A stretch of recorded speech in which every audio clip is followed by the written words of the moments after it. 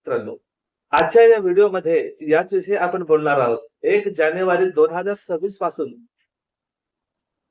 Ration वाटपात फार मोठा बदल महाराष्ट्र राज्य सरकारने घेतलेला आहे. यामध्ये सर्वसामान्य आणि दिव्यांग हे दोन्हीही गट असणार आहेत.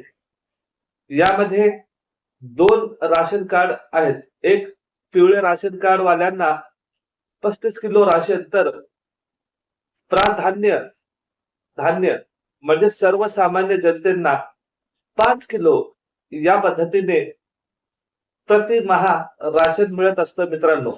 तर यामध्ये फार मोठा बदलाव केला गेला आहे.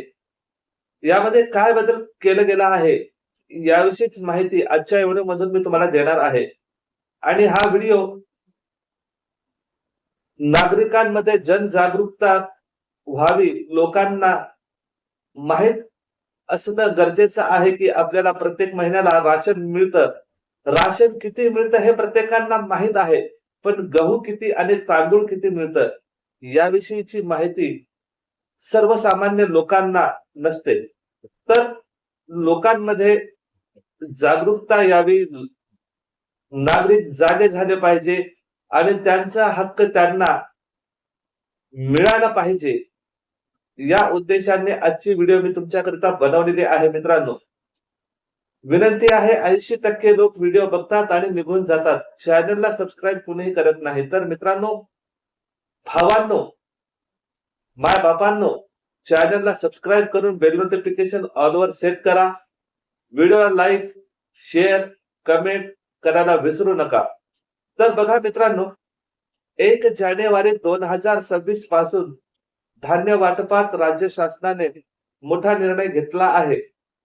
मोठा निर्णय असा, प्रत्येक महिन्याला 5 किलो सर्वसामान्य लोकांना, तर दिव्यांगांना प्रत्येक महिन्याला 35 किलो राशन हे मिळत असतं. ही माहिती कदाचित तुम्हाला असावी, पण गहू किती आणि तांदूळ किती मिळायला पाहिजे आता हे जाणून घेऊया. सर्वसामान्य लोकांना गहू 3 किलो, तांदूळ 2 किलो.